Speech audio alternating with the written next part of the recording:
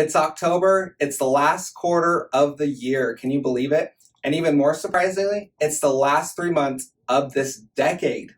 Oh my goodness. So let's take a look and see what happened last month in September in the Reno Sparks real estate market and nationally. Let's take a look.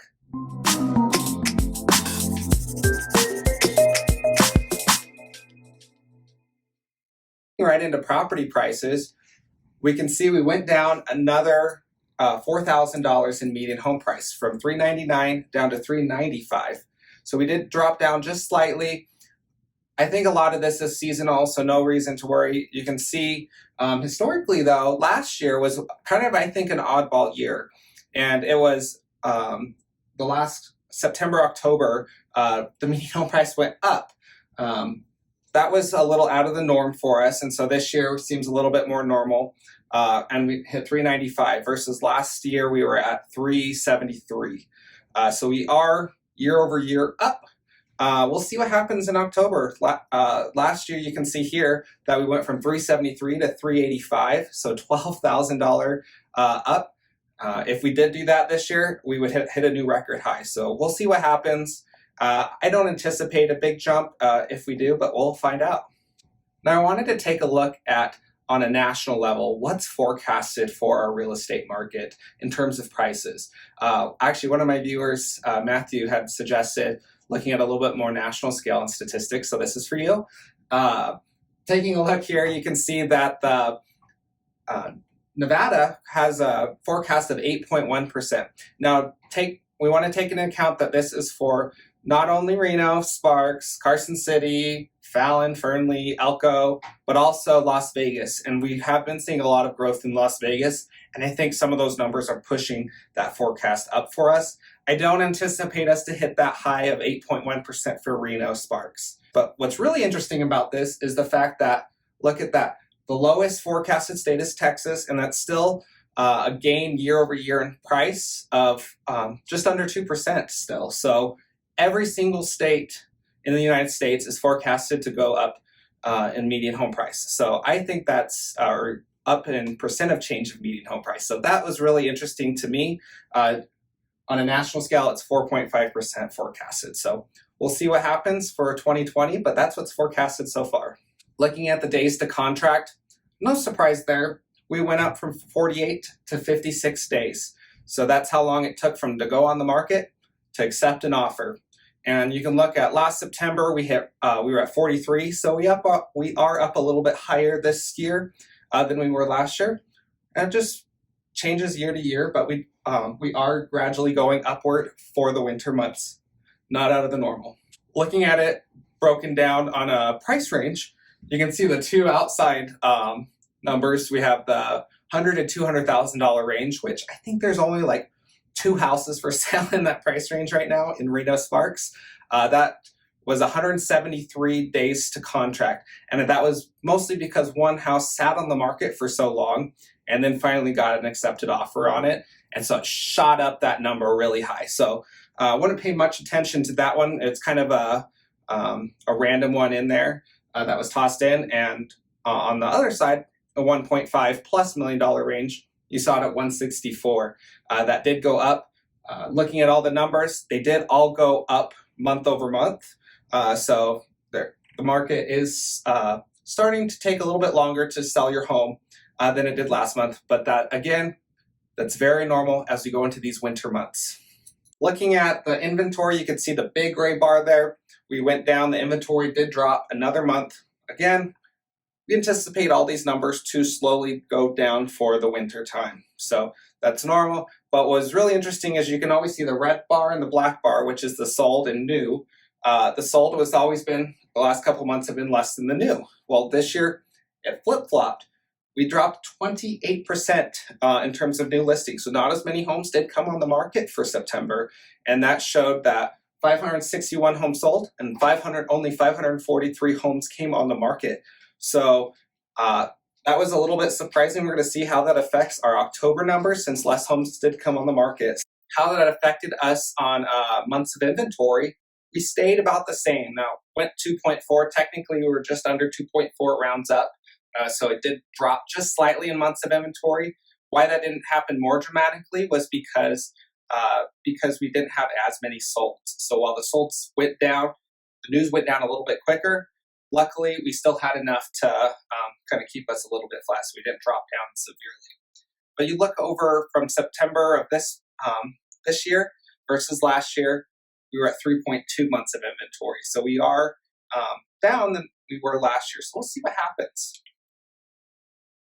Looking at it on a price range, again, you can see the balanced market there, right down the middle. Only 3 different price ranges fall in that balanced market, and that's between 5 and 7 months. That's the closer you can get to about 6 months of inventory. That's as close as you can get to balanced market, where it's not a seller or a buyer's market.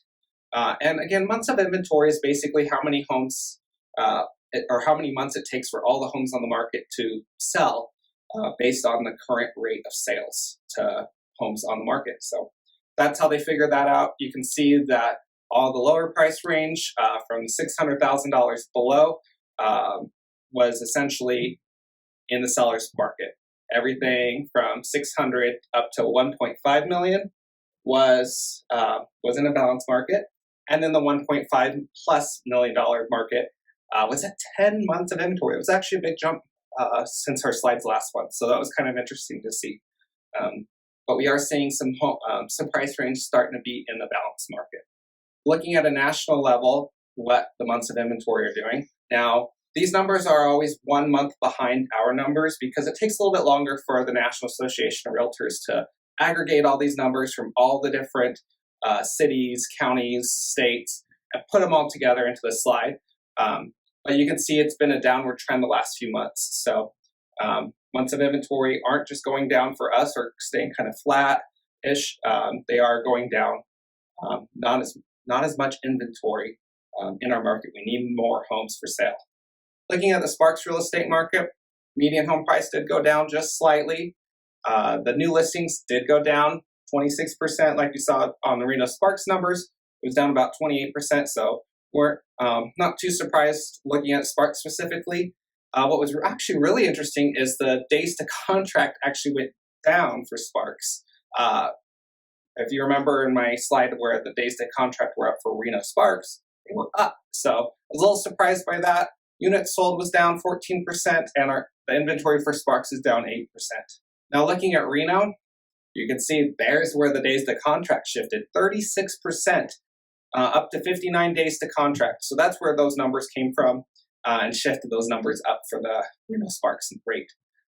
Median sold price did go down to about $405,000. The new listings dropped down to 28.5%. Units sold down 7.4%. And now we're sitting at inventory of 971 units. So these are single family homes. Looking at mortgage rates, you can see since our last video last month, we went up. You see that little blip at the end now, up to 3.64. The rates did jump a little bit. So not dramatically. We are still down. I mean, look at where we were at the beginning of 2016. So we are still below that 4% mark, which is awesome. Incredibly good rates right now, but it just shows that the market does shift.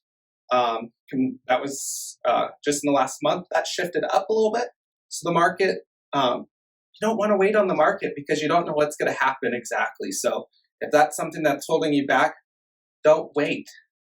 So this is a really interesting slide I threw in this month. Now, if you look at how much you're paying on your mortgage based off of how much money you're taking in, what percentage is that? So these numbers are taken off a 20% down payment. So if you put 20% down, this is what these figures are. But they can balance out no matter how much you put down. But you can see historically on a 20% down payment on a home, historically you're about 21.2% of your income is going to your mortgage. Currently, we're at a low in the last year at 15.7%. So if you make $100,000 a month or a year, only 15.7% of that is going towards your mortgage. So that's a really fascinating thing to me. I know a lot of mortgage lenders shoot for around 30% to get you under that 30% window, and we're down to 15.7%. So that's incredible. Look how affordable homes have gotten over the last 12, 18 months, from 18.2% all the way now down to 15.7%. So I can say very confidently, homes are more affordable now than they have been over the last year. Looking at the mortgage rate projections that we see as we do every single month, fascinating thing happened. For the first quarter of 2020, Fannie Mae actually lowered their interest rate forecast, which threw all the numbers off a little bit more. So we're forecast to be at 3.62 by the end of the fourth quarter. By the first quarter of next year, it's forecasted the average is 3.6%. So slight drop. Now that can change completely very easily.